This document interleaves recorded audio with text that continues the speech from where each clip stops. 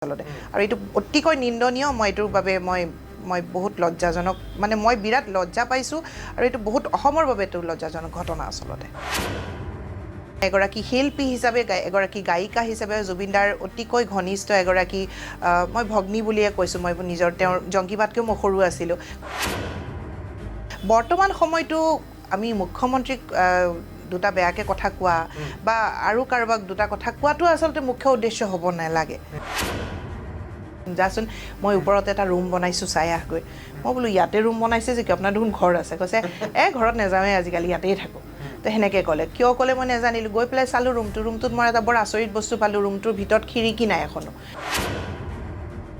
মই এটা খালি জাষ্ট আপোনাক ব্ৰেক কৰি দিছোঁ কথা এটা কাৰণ এনেকুৱা সুযোগ সদায় পোৱা নাযায় মই এটা কথা ক'ব বিচাৰিম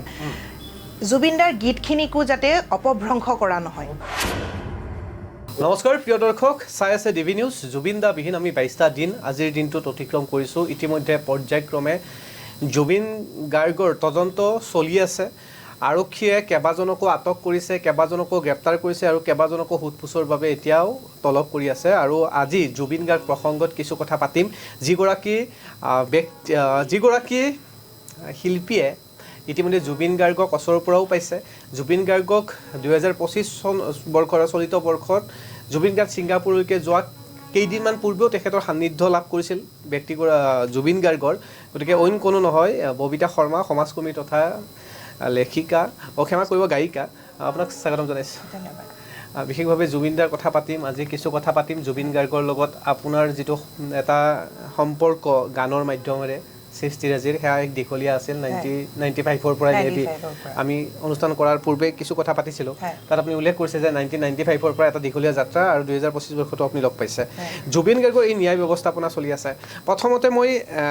এটা শেহতীয়াভাৱে এটা দুখ লগা বিষয়ৰ ওপৰতে প্ৰথম মই আপোনাক প্ৰশ্নটো কৰিব বিচাৰিম যেনেকৈ জুবিন গাৰ্গ প্ৰসংগত এতিয়া এই জুবিন গাৰ্গৰ প্ৰকৃত যি সত্য ৰহস্যজনক হত্যাকাণ্ডৰ যি সত্যতা ইয়াক বিচাৰ নকৰি যেন এতিয়া একাংশ সংবাদ মাধ্যমেই হওক বা একাংশ সামাজিক মাধ্যমৰ ডিজিটেল ক্ৰিয়েটৰেই হওক বা একাংশ কাম নোহোৱা ব্যক্তিসকলে জুবিন গাৰ্গৰ চৰিত্ৰক লৈ চৰ্চা কৰি আছে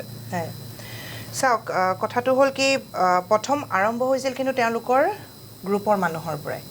আৰম্ভণিটো কিন্তু তাৰ পৰা হৈছিল এইটো কথা আমি পাহৰিব নালাগে কাৰণ শেখৰ বোলাজনে কৈছিলে চাগে কিবা এটা কথা তাৰপিছত তেখেতৰ নাৰী কণ্ঠ যিগৰাকী আছে তেখেতেও কথাটো অমৃত প্ৰভা মহন্ত তো কথাটো বাহিৰ কিয় ওলালে সেইটো এটা বৰ ৰহস্যজনক কথা আচলতে এইবোৰ ভিতৰুৱা কথা আছিলে তেওঁলোকৰ এটা যেতিয়া ইনভেষ্টিগেশ্যন হয় বহু ধৰণৰ কথা ওলায় চ' এই কথাটো বাহিৰ ওলালে এইটো বৰ নিকৃষ্টভাৱে ওলালে আচলতে কাৰণ জুবিনদাৰ চৰিত্ৰক লৈ যিখিনি কথা কোৱা হৈছে সেও এজন এতিয়া বৰ্তমান সেই ব্যক্তিজনৰ বৰ্তমানত এনেকুৱা ধৰণৰ কথা ওলোৱাটো অত্যন্ত লজ্জাজনক কথা আৰু বহুতো দুখজনক আচলতে আমি বহুত দুখিত মই বিৰাট দুখ পাইছোঁ এই কথাটোৰ বাবে কাৰণ চাওক কেনেকুৱা কি ঘটনা আমি নেজানো কিন্তু তেনেস্থলত এতিয়া বৰ্তমান সময়ত একচুৱেলি এনেকুৱা ধৰণৰ কথা ওলোৱাটো বহুত বেয়া কথা হৈছে আৰু তেখেতৰ আত্মায়ো এইটো কাৰণে বহুত কষ্ট পাব আৰু তেখেতৰ কথা বাদেই দিয়ক আমি কিমান কষ্ট পাইছোঁ অসমৰ ৰাইজে কিমান কষ্ট পাইছে আৰু তাতে এই যিবোৰ এতিয়া সেই কথাটোকে বঢ়াই নি পেলাই ছ'চিয়েল মিডিয়াত একাংশই বা সংবাদকৰ্মীসকলেও বা আজিকালি নিজে একোটা সাংবাদিক ওলাইছে বহুত এনেকুৱা মহিলা পুৰুষ দেখিবলৈ পাইছে দুটামান টকাৰ কাৰণে নিজক বিক্ৰী কৰি দিবলৈ অকণমানো সময় তেওঁলোকে মানে অকণো কুণ্ঠাবোধ নকৰে তো তেনেকুৱা ব্যক্তিসকলে দুটা টকাৰ কাৰণে ৰাতিপুৱাই ক'ৰবাৰ পৰা এটা নিউজ পালে আধা আধৰুৱা নিউজ এটা পাব বাতৰি এটা পাব সেইটোকে বহলাই লিখি পেলাই এনেকুৱা এটা অৱস্থা কৰি গোটেই অসমখন সিঁচৰাই দিলে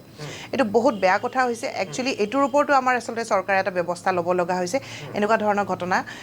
এইবোৰ একদম কল এইবিলাক যিবিলাক পৰ্টেল হওক বা কিবা হওক এইবোৰ বন্ধ কৰি দিব লাগে আচলতে আৰু এইটো অতিকৈ নিন্দনীয় মই এইটোৰ বাবে মই বহুত লজ্জাজনক মানে মই বিৰাট লজ্জা পাইছোঁ আৰু এইটো বহুত অসমৰ বাবে এইটো লজ্জাজনক ঘটনা আচলতে আৰু চাইবাৰ চেল ষ্ট্ৰং হ'ব লাগিব আৰু এওঁলোকৰ বিৰুদ্ধে ব্যৱস্থা প্ৰশাসনে কিন্তু লোৱাৰ সময় আহি পৰিছে এইটো মই বহুত আগৰ পৰাই এবাৰ দুবাৰ লিখিছিলোঁ যে এইটো বস্তু আগতেই একচুৱেলি বন্ধ হ'ব লাগিছিলে এই সময়টো আহিব মানে নেলাগিছিলে আচলতে সেইটোৱে এতিয়া জুবিন দা জাষ্টিস ফৰ জুবিন দা বুলি এতিয়াও অনুৰাগীসকলে আৰু সামাজিক মাধ্যমত এতিয়াও লিখি আছে এতিয়াও অনুৰাগীসকলে যে ন্যায় পোৱা নাই আমিও বিচাৰি আছো যে ন্যায় লাগে সাংবাদিক হোৱাৰ আগতে আমিও জুবিন গাৰ্গৰ এজন অনুৰাগী আপুনিও অনুৰাগী জুবিন দাৰ লগত একেলগে কাম কাজ কৰিছিলে জুবিন দাৰ লগত কাম কাজ কৰাৰ সময়ত কিছু কথা মই পাতিম আজি অনুষ্ঠানৰ শেষলৈকে আপোনাৰ ব্যক্তিগত কিছু কথা যদি আপুনি কয় তেতিয়ালে ভাল পাম কিন্তু এই যে ন্যায় ব্যৱস্থাপনা যেনে ধৰণে চলি আছে ইয়াক লৈ আপুনি সুখী নে এইটো বিষয়ত অৱশ্যে অকণমান ক'বলৈ অসুবিধা হৈছে কাৰণ ন্যায় কেনেকৈ তেওঁলোকে কিটো হিচাপেৰে কৰি নিছে SIT দল গৈ পোৱা নাই বা ধৰক তাৰ পৰাও এটাখিনি আহি পোৱা নাই আৰু মোৰ বিশেষ কথাটো হৈছে মোৰ পইণ্ট এটাতেই লাগি আছে যে ঘটনাটোৰ সময়ত যিখিনি মানুহ আছিলে ইয়তখনত যিখিনি ব্যক্তি আছিলে সেই সকলোকে প্ৰথমে সুধিব বা মানে কথাখিনি তেওঁলোকৰ লগত পৰ্যালোচনা কৰাৰ বাহিৰে অন্য মানুহ বহুত সোমাই গ'ল এতিয়া মানে ডেইলি দেখোঁ দুজন এৰেষ্ট হ'ল আৰু পিছদিনা দেখিলোঁ আৰু দুগৰাকী এৰেষ্ট হ'ল ঠিক আছে এৰেষ্ট কৰিছে নিশ্চয় কিবা এটা ৰিজন থাকিব পাৰে তাৰ বাবেই কৰিছে কিন্তু বস্তুবিলাক এনেকুৱা হ'ব নালাগে যে আমি যিটো মানে দিশত গৈ আছোঁ তাৰ পৰা আমি যাতে পথভ্ৰষ্ট হৈ নাযাওঁ সেইটো বস্তু তেওঁলোকেও গুৰুত্ব দিব লাগিব ঠিক আছে আমি বাৰু ন্যায়পালিকাৰ লগত আমাৰ কোনো ডাইৰেক্ট কোনো কানেকশ্যন নাই বা আমি কোনো অধিবক্তাও নহয় মই এগৰাকী শিল্পী হিচাপে এগৰাকী গায়িকা হিচাপে জুবিনদাৰ অতিকৈ ঘনিষ্ঠ এগৰাকী মই ভগ্নী বুলিয়ে কৈছোঁ মই নিজৰ তেওঁৰ জংকীবাতকৈও মই সৰু আছিলোঁ গতিকে মোক নিজৰ ভনীৰ দৰে মৰম কৰিছিলে মই জাষ্টিছ ডেফিনেটলি বিচাৰিছোঁ আৰু ইমান দীঘলীয়া হোৱাটো মই বিচৰা নাই আচলতে গৰিমা গাৰ্গ শইকীয়াই ইতিমধ্যে নিশা সামাজিক মাধ্যমত এটা পোষ্ট কৰিছিলে আৰু দেখিছোঁ যে বিগত এই দুটা পোষ্ট হ'ল আৰু আনপিনে জুবিন গাৰ্গৰ সম্পৰ্কীয় লোক ভগ্নীও ইতিমধ্যে পোষ্ট কৰিছে জুবিন গাৰ্গৰ ন্যায় প্ৰসংগত সেইটোৱে বিষয়বিলাক খেলি মেলি হোৱাৰ কথা উল্লেখ কৰিছে গৰিমা গাৰ্গেও যে বিষয়বিলাক খেলি মেলি হ'ব ধৰিছে ধৈৰ্য ধৰি আছোঁ কেতিয়া ন্যায় পাব এই প্ৰশ্নটো আহিবই নালাগিছিলে নেকি একচুৱেলি আহিব নালাগিছিলে কিন্তু মই কিবা কাৰণত আজি এটা মই জুবিনদাৰে কিবা এটা সৰুকৈ এটা ৰীল এটা দেখা পালোঁ তাতে কৈছিলে যি ন্যায় হ'ব লাগে সেই মৃত্যুৰ পিছত ন্যায় মানে বিচৰাটো আচলতে অমূলক কথা ক'ব নোৱাৰোঁ কিয় বা তেওঁ সেই কথাষাৰ কৈছিলে মই ৰীলটো চাই পেলাই মই অকণমান হঠাৎ মোৰ গাত লাগি গ'ল কথাটো কিন্তু জুবিনদাই এনেও যিবোৰ কথা কৈ গৈছিলে বা গীতেৰে বুজাইছিলে সেইবোৰ কথা দেখোন হ'বলৈ গৈ আছে চ' সেইকাৰণে মাজে মাজে মোৰ এনেকুৱা এটা ফিল হয় যে এনেকুৱা হ'ব নেকি কিন্তু তাৰপিছতো মোৰ এটা যিমানে যি নহওক ন্যায়পালিকাৰ ওপৰত এটা বিশ্বাস আছে আৰু অইন কোনো নহয় এয়া এজন লিজেণ্ড হয় অসমৰ এজন মানে কি বুলি কয় এইটো মানে অসমৰ হৃদয় স্বৰূপ তাৰমানে হৃদয় মানে হাৰ্টটো আচলতে অসমখনৰ জুবিনদাৰ তাতেই আছে মানে আমি তেখেতক সেই হিচাপেই লৈছিলোঁ গতিকে এইবাৰ সম্ভৱতঃ এইটো ভুল নহ'ব আৰু অতি সোনকালে আমি ন্যায় পাম বুলি আশা কৰিছোঁ জুবিন গাৰ্গৰ পৰিয়ালে আৰু জুবিন গাৰ্গৰ অসমৰ সমূহ পৰিয়ালে এইবাৰ ন্যায় নিশ্চয় পাব মোৰ এইটো আশা কৰিছোঁ আৰু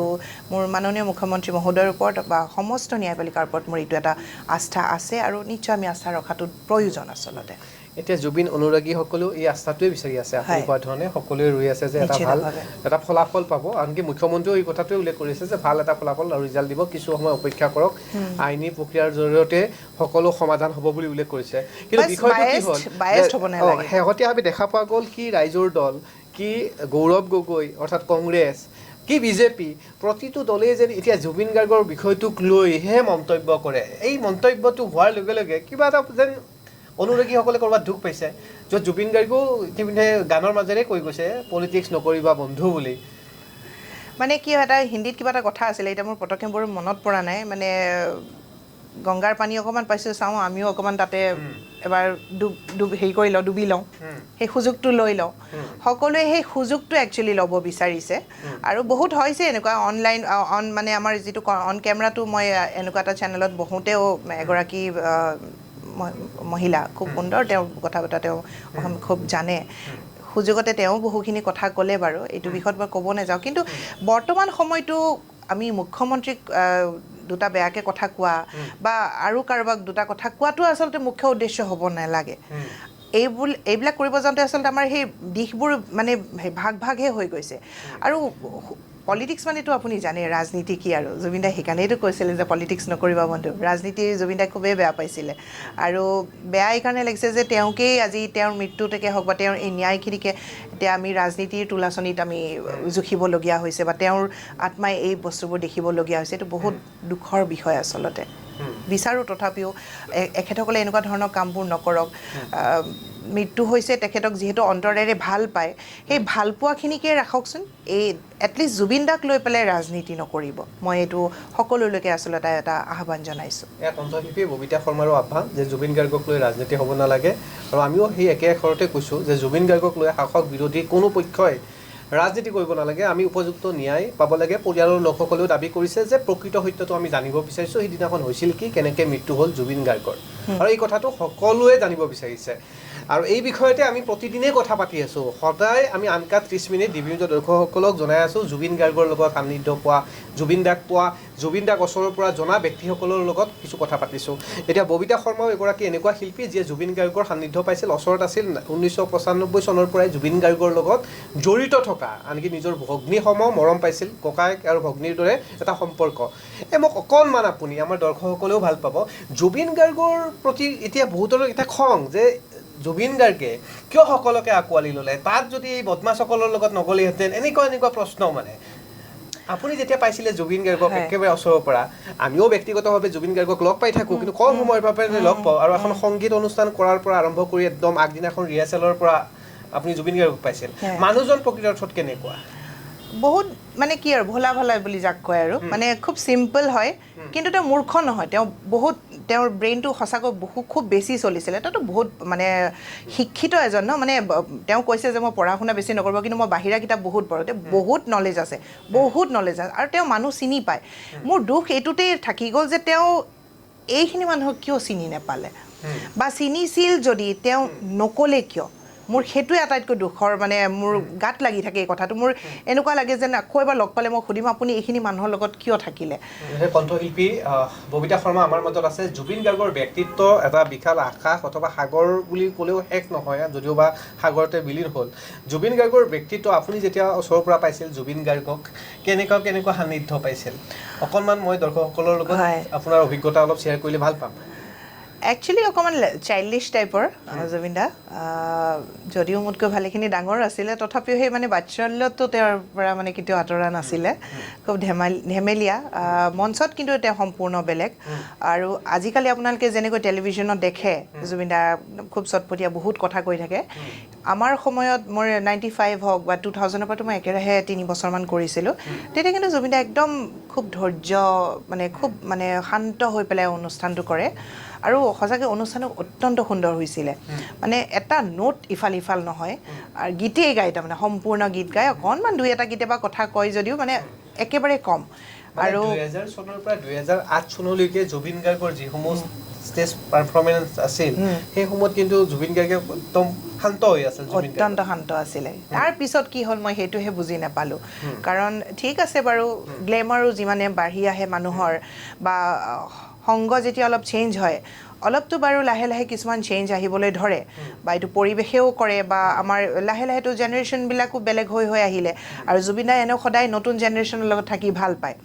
য়াংষ্টাৰ্ছখিনি সদায় ছাপোৰ্ট দিয়ে গতিকে আগৰ সময়তো এনেকৈ ডেকাখিনি সৰু ল'ৰাবিলাক আমাতকৈ যেতিয়া সৰুবিলাকে যেতিয়া একদম খুব ফেন ক্লাব আছিলে এটা মংগলদৈৰ এটা মানে প্ৰথম জুবিনদাৰ ফেন ক্লাব আছিলে জেনিথ বুলি পেলাই তাতে আমাক যেতিয়া নিমন্ত্ৰণ কৰিছে সৰু ল'ৰাবিলাক সিহঁতে এটা ফেন ক্লাব খুলিছিলে জুবিন দাই সিহঁতক বিৰাট ছাপোৰ্ট কৰে তাৰমানে তো গতিকে সেই নতুন মানে প্ৰজন্মক তেওঁ সদায় উৎসাহিত কৰি আহিছিলে তো তেনেস্থলত যেতিয়া আমাৰ মঞ্চবোৰ আছিল অত্যন্ত গাম্ভীৰ্যপূৰ্ণ অত্যন্ত সুন্দৰ হৈছিলে পবিত্ৰ মাৰ্ঘেৰিটাই গোটেই সূত্ৰধাৰ আছিলে গোটেই ইভেণ্টটো তেওঁ চাইছিলে তাৰপিছতে মই থাকোঁ বা কেতিয়াবা জংকিবাও যায় তাৰপিছতে বেছিভাগ ময়ে গৈছিলোঁ কাৰণ জংকিবাই মানে সদায় গাঁও হিচাপে গাবলৈ নাযায় কেতিয়াবা তেওঁৰ অভিনয়ৰ কিবা অনুষ্ঠান থাকে তেতিয়া তেওঁ তাতে গুচি যায় অভাৰঅল ময়ে কৰোঁ আৰু তো সেই যিখন আইকন ফৰ্টখনত সেইখনতো মানে শেষ মমেণ্টলৈকে চাব গ'লে ময়ে কৰিছিলোঁ সেইদিনাখন জংকিবা যিদিনাখন গ'ল সেইদিনাখন মই যাব নোৱাৰিলোঁ আৰু সেইদিনাখনে সেই ডাঙৰ ঘটনাটো ঘটিছিলে জংকিবা আমাৰ মাজৰ পৰা হেৰাই গৈছিলে তাৰপিছৰ পৰা অকণমান জুবিন দা অলপ সলনি হ'ল অৱশ্যে কাৰণ জংকিবা খুব মৰমৰ আছিলে আচলতে খুব দুই বন্ধু টাইপৰ আছিলে গতিকে সেনেকুৱা আৰু আচলতে জুবিন দাই খুব সকলোকে মৰম কৰে তেওঁৰ বন্ধু এজন আছিল জয়ন্ত পাত্ৰ খুব খুব মৰম কৰিছিলে জয়ন্ত পাত্ৰৰ লগত খুব ক্লোজ আছিলে সেই বন্ধুজনো একেলগে যেতিয়া জংকিবাৰ লগত এক্সিডেণ্টত হেৰি হ'ল নিধন হ'ল তাৰ পিছৰ পৰাও জুবিন দা অকণমান সলনি হৈ গ'ল আচলতে মানে সেনেকুৱা নহয় আমি ধৰিব নোৱাৰোঁ কিন্তু তাৰ ভিতৰি অকণমান সলনি হ'ব ধৰিছিলে কিন্তু তেওঁৰ বন্ধুবৰ্গখিনি খুব ভাল আছিলে যিখিনি মিউজিচিয়ান আছিল আমাৰ লগত এটা খুব আত্মীয়তা আছিলে সকলো একেলগে আমি অহা যোৱা কৰোঁ এটা আনটোৰ প্ৰতি খুব কেয়াৰ আছিলে পিছলৈ সম্ভৱ সেনেকুৱাও কিছুমান মেবি এনেকুৱা ৰিজন কিছুমান আছে অভিযোগো আনিছে যে সিদ্ধাৰ্থ শৰ্মা আৰু শেখৰজ্যোতি গোস্বামীহঁতে জুবিন গাৰ্গক বেৰি ৰাখিছিল আৰু যিসকল ভাল মিউজিচিয়ান আছিল তেওঁলোকক গুচাই এটা পলিটিক্স মানে কি হয় কথাটো জানে আপুনি অকল এজনক বা দুজনকো দোষ দিব নোৱাৰে মই সিদ্ধাৰ্থ শৰ্মা বা শেখৰক মই ছাপোৰ্ট কৰি পেলাই কথাটো কোৱা নাই দেই সিদ্ধাৰ্থটো জাষ্ট মেনেজাৰ হয় সেইটো বাদ্যযন্ত্ৰী নহয় আৰু সি অনবৰত নাথাকেও লগত শেখৰ থাকে বাৰু শেখৰৰ উপৰিও বাকী যিকেইগৰাকী থাকে দিগন্ত শৰ্মা থাকে দিগন্ত দাটো অত্যন্ত ক্ল'জ ফ্ৰেণ্ড আৰু দিগন্ত দা প্ৰথমৰ পৰা শেষলৈকে আছিলে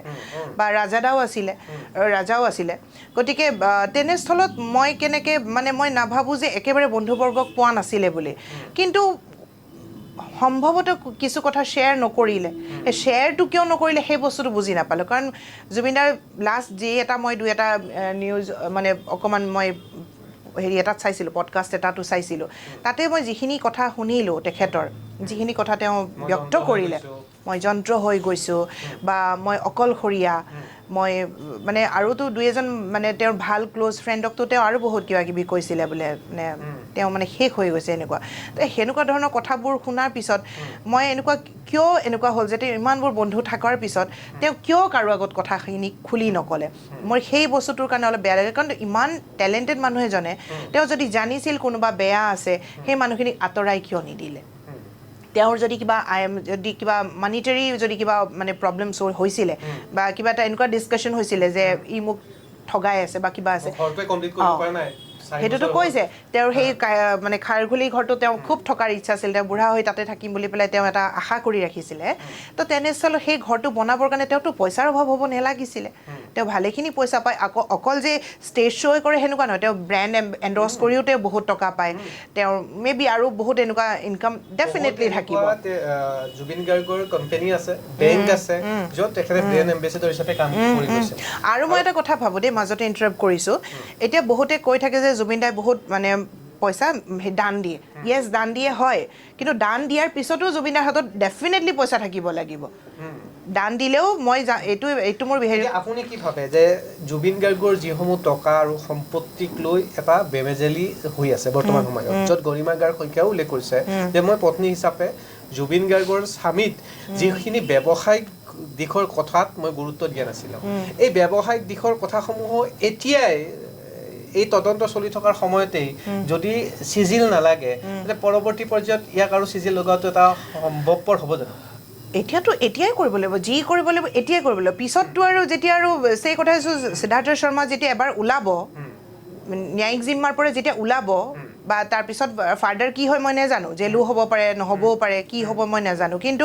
এবাৰ যদি ওলাই যায় মানে চৰাই উৰি যোৱাৰ পিছত আৰু আপুনি ক'ত ধৰি বান্ধি ৰাখিব তাৰপিছত তাৰ লগতেতো আধাখিনি বস্তু গুচিয়ে যাব ন সেই সত্যবোৰ লুকাই থাকিব সেই সত্যবোৰ একেলগে হেৰাই গুচি যাবগৈ 38,000 গানৰ ৰয়েলিটি কাৰ লগত আছে ৰয়েলিটিৰ ক্ষেত্ৰত অৱশ্যে এটা কথা ঠিক যিহেতু টাৰ্চেন মিট্টলো আছে বা এতিয়া সকলোখিনি ফিল্ম ফেটাৰ্নিটিৰ মানুহখিনিও যেতিয়া গৰিমা বাৰ লগত আছে মই নাভাবোঁ যে ৰয়েলিটিখিনিত বা কিবাত ইমান খেলি মেলি কৰিব পাৰিব যদি কিছু যদি মাইনাছো হৈ যায় তথাপিও যিখিনি ৰৈ যাব সেইখিনি গৰিমা বাই পাব সেইটো মোৰ বিশ্বাস এটা আছে এটা প্ৰশ্ন আমাৰ মনলৈকে থাকিব যেনেকৈ সিদ্ধাৰ্থ শৰ্মা শেহতীয়াভাৱে যি মেনেজাৰ হিচাপে আছিল তেখেতে মেনেজাৰ হোৱাৰ সময়লৈকে কিমানখন প্ৰগ্ৰেম জুবিন গাৰ্গে কৰিলে ইয়াৰ ডাটা তথ্য আৰু তাৰ কিমান টকা ক'ত কেনেকৈ খৰচ কৰিলে এইসমূহ কিন্তু আৰক্ষীৰ সহযোগতে যদি উলিয়াই লোৱা নহয় তেতিয়াহ'লে পৰৱৰ্তী পৰ্যায়ত ইয়াক কঠিন বিষয় হৈ পৰিব সেইকাৰণেতো কৈছোঁ যে কৰিবলগীয়া এতিয়া বহুত কাম আছে সেই এতিয়া চৰিত্ৰৰ কথা আলোচনা কৰি থকা জুবিন গাৰ্গে কাক কেইটা ফোন কৰিছিলে কোনে কাক লগ ধৰিব গৈছিলে জুবিন গাৰ্গক সকলোৱে লগ কৰিব যায় মই আপোনাক কৈছোঁ যে মই 26 আগষ্টৰ দিনা লগ কৰিব গৈছিলোঁ ক'ব নোৱাৰোঁ কিয় ভগৱানৰ ইচ্ছা আছিল নেকি চাগে আকৌ এবাৰ সেই দৰ্শন মই এটা কৰিবলৈ মই ষ্টুডিঅ'লৈকে গৈছিলোঁ তেখেতৰ জোনালী ষ্টুডিঅ'ত সেইদিনাখন মই প্ৰথম গৈছোঁ জুবিনদাৰ ষ্টুডিঅ'ৰ পৰা মোক বহুত দিনৰ পৰা মাতি আছিলে 23 চনত মই এটা গান কৰিলোঁ জুবিনদাৰ লগত অসমৰ ৰাইজে বিচাৰিছিলে যে ইমান বছৰ আপোনালোকৰ দুয়োটাৰ একেলগে গান শুনা না এটা গান কৰক তো এটা 23 চনত এটা গান কৰিছিলোঁ মটলীয়া ফাগুনে বুলি এইটো অৰেঞ্জ ষ্টুডিঅ'ত কৰিছিল তেতিয়া জুবিন দাই কৈছিলে মই ষ্টুডিঅ' বনাই আছোঁ নহয় জোনালীত আহিবি চাবলৈ হৈছেই আৰু অলমষ্ট তাৰপিছত মোৰ যোৱা নহ'ল 24 বছৰটো এনেকেই গ'ল 25টোৰ ধৰক সেই মানে এই সময়তে তাৰমানে কি হ'ল ভূপেন হাজৰিকাৰ যিটো শতবাৰ্ষিকী আছিলে সেই উদ্দেশ্যে এটা মলয় সূত্ৰধৰ বুলি আমাৰ এজন তেখেতৰ সংগীতৰে মানুহ হয় তেখেতে এটা গীত বনালে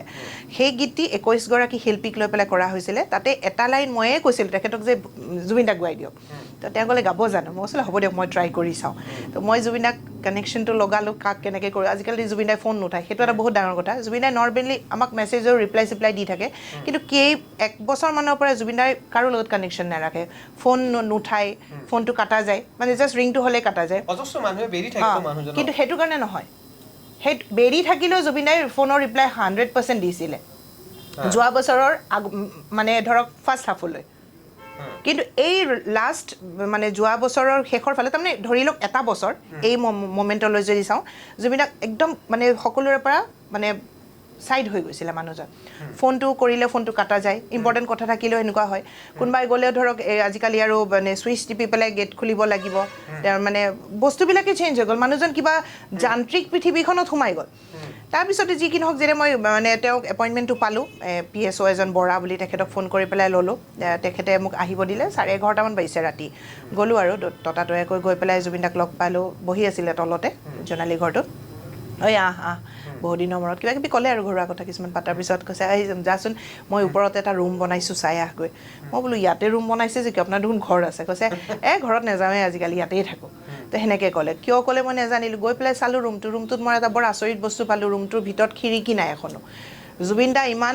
প্ৰকৃতি প্ৰেমী এজন মানুহ তেওঁ এটা বন্ধ ৰুম এটাত কেনেকৈ থাকিব পাৰিছিলে মই সেইটো কথা বুজি নাপালোঁ AC লগালেও ধৰক নৰ্মেল এগৰাকী মানুহক এখন খিৰিকীৰ প্ৰয়োজন থাকে তেওঁ খিৰিকী নোহোৱা ৰুম এটাত কেনেকৈ থাকিলে মই সেইটো বস্তু বুজি নাপালোঁ এনিৱে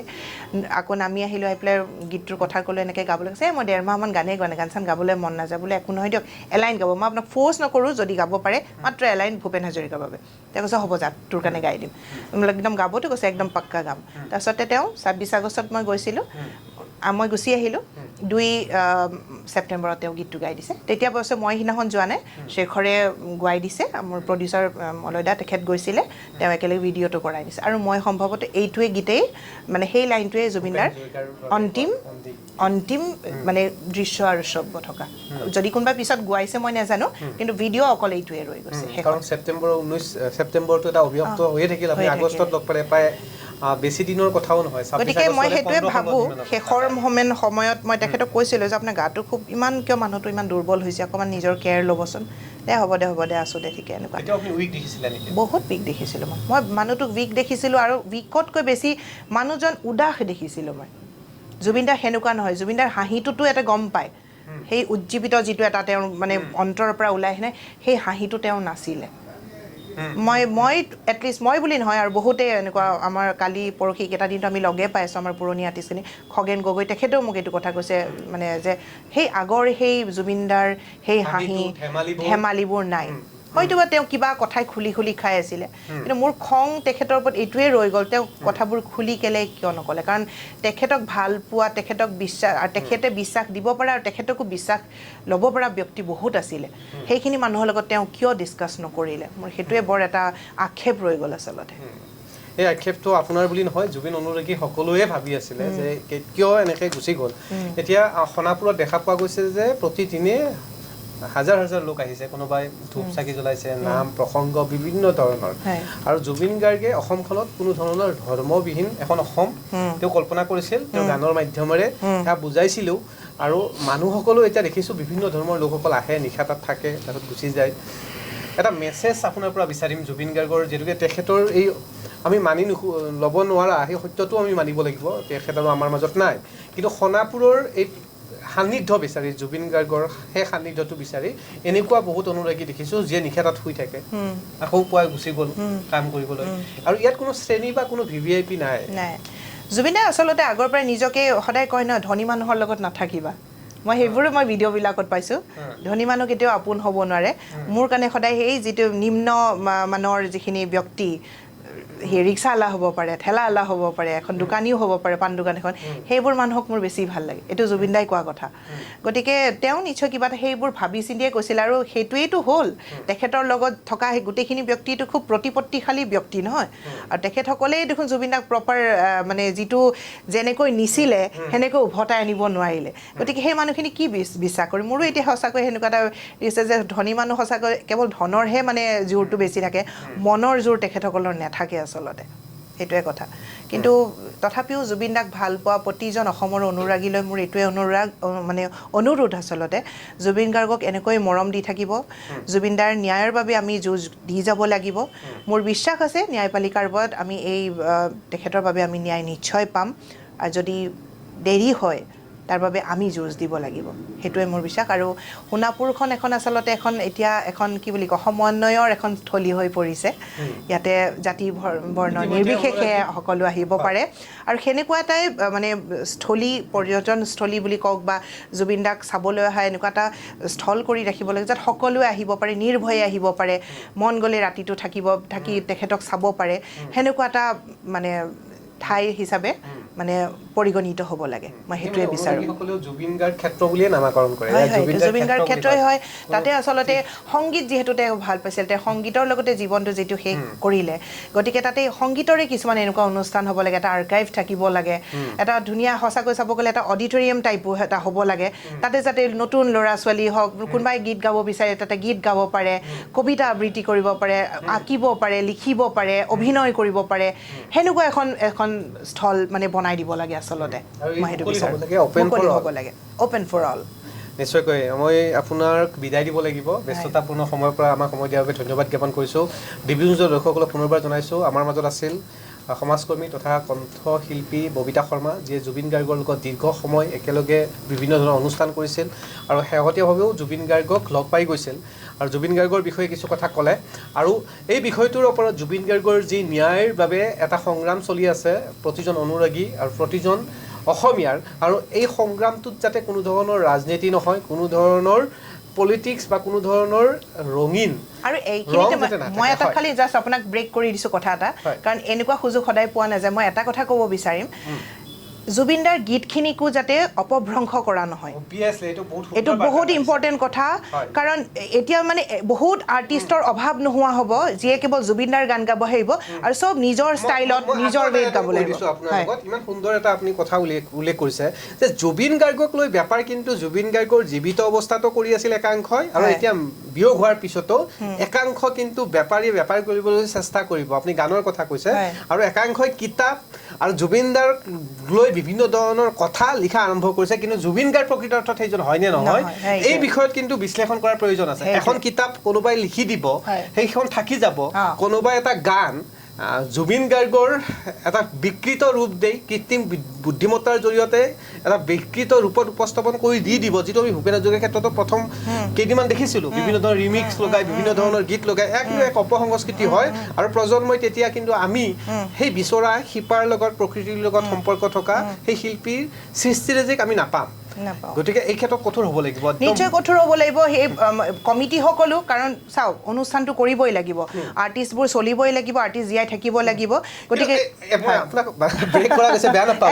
কিন্তু একাংশ শিল্পী এনেকুৱা দেখিছোঁ জুবিন দাৰ ক্ষেত্ৰত এই ব্ৰেক কৰা গৈছে, যিসকলে এতিয়াও এট প্ৰেজেণ্টো কিন্তু জুবিন দাৰ গানসমূহ এই লক্ষী পূজা গুচি গ'ল, ষ্টেজত কিন্তু গাইছে কিন্তু বিকৃত ৰূপত। মই ভাল পোৱা নাই। মায়াবিনী গানটো গাইছে, ষ্টেজত বহি লৈছে বাৰু, ঠিক আছে, তেওঁ আঁঠুকাৰি লৈছে, এনেকুৱা শিল্পী। মই বাৰু ভিডিঅ'বিলাক এতিয়া প্লে নকৰোঁ, শিল্পীগৰাকীকো আমি সন্মান কৰোঁ, কিন্তু যিটো বিকৃত এটা মায়াবিনী কিবা হৈছেগৈ, সুৰৰ লগত নাই, মিউজিক কিবা, আৰু সিপিনে এই সমূহে কিন্তু ক্ষতি কৰিব। এইবোৰ নাটক কৰিব নালাগে। জুবিন দাক ভাল পাওঁ, জুবিন দাৰ গীত গাই যাম, জুবিন দাৰ গীতেৰে আমি এতিয়া অসমৰ নতুন প্ৰজন্মকো আমি আগবঢ়াই নিব লাগিব। চৰ্চা কৰক, জুবিন দাৰ গীত কিন্তু চৰ্চাৰ বিষয় আচলতে, আৰু ইয়াক এনেকৈ অপভ্ৰংশ কৰিব নোৱাৰে। এনেকুৱা যিকোনো ধৰণৰ কিছুমান মানে সুৰ লগাই নিজৰ বনাবলৈ চেষ্টা কৰিব নোৱাৰে। জুবিন দাৰ গীত সদায় জুবিন দাৰ গীতেই হৈ থাকিব, জুবিন দাৰ গীতক আপুনি নিজৰ গীত বনাব নোৱাৰে। আৰু গীতবোৰ সঁচাকৈ গাওক, ভালকৈ গাওক, আৰু কমিটিসকলেও এইটো অনুৰোধ থাকিব, যিসকলে তেখেতসকলক সেই আৰ্টিষ্টসকলক মাতিব, আমাকো মাতিছে ন' ডাউট। মই তাৰপিছত ময়ো ৰিচেণ্টলি এখন অনুষ্ঠান কৰিছোঁ য'ত জুবিন গাৰ্গৰ গীতেই গাইছোঁ, তেখেতৰ গীতসকলে সেইবোৰেই শুনিবলৈ বিচাৰিছিলে, কিন্তু মই চেষ্টা কৰিছোঁ নোৱাৰোঁ জুবিনদাৰ দৰে গোৱা সম্ভৱ নহয় কিন্তু জুবিনদাই যিদৰে গাইছিলে সেই ধৰণে গাবলৈ চেষ্টা কৰিছিলোঁ আৰু বাকীসকলেও সেনেকৈয়ে গাবলৈ চেষ্টা কৰিব লাগিব জুবিনদাৰ গীতৰ এটা বেলেগ ৰূপ দিবলৈ চেষ্টা কৰিলে কিন্তু আমি এইটো বস্তু সহ্য নকৰিম কেতিয়াও সহ্য নকৰোঁ শব্দৰ ক্ষেত্ৰত আৰু ভাষাৰ ক্ষেত্ৰত অসমীয়া ভাষাৰ ক্ষেত্ৰত বহুত গুৰুত্ব দিছিল নিশ্চয় প্ৰতিটো শব্দ আৰু খুব হেড মোমেন্টলৈকে এনে ধৰণেও কোৱা দেখিছোঁ যে এটা গীত যেতিয়া তেখেতে ৰিলিজ দিয়ে এই ডিজিটেল যুগৰ সময়তো মিনিমাম 100 বাৰৰ ওপৰত ষ্টুডিঅ'ত তেখেতে শুনোৱা বুলি কয় সেইকাৰণে ৰিলিজ দিয়াৰ পিছত সেই গানটো শুনিবলৈ মন নাথাকে 100 বাৰৰ ওপৰত এটা গীত 4-5 মিনিটৰ এই শব্দৰ ওপৰত আৰু ভাষাৰ ওপৰত যাতে কোনো ধৰণৰ হেৰি নহয় তাৰ বাবেই শুনে গতিকে আশা কৰিম যে জুবিন গাৰ্গৰ আপুনি কোৱাৰ ধৰণে জুবিন গাৰ্গ সদায় জুবিন গাৰ্গ হৈয়ে থাকিব আপোনাক মই সুস্বাস্থ্য কামনা কৰিছোঁ ধন্যবাদ কুশলে থাকক আপুনিও আৰু যিসকল ব্যক্তি ডিবি নিউজ চাই আছে আপোনালোকৰো সুস্বাস্থ্য কামনা কৰিছোঁ আৰু জুবিন গাৰ্গ প্ৰসংগত যেনেধৰণে তদন্ত প্ৰক্ৰিয়া চলি আছে এই তদন্ত প্ৰক্ৰিয়া ব্লেক এণ্ড হোৱাইট হওক তাৰে কামনা কৰি বিদায় দিছোঁ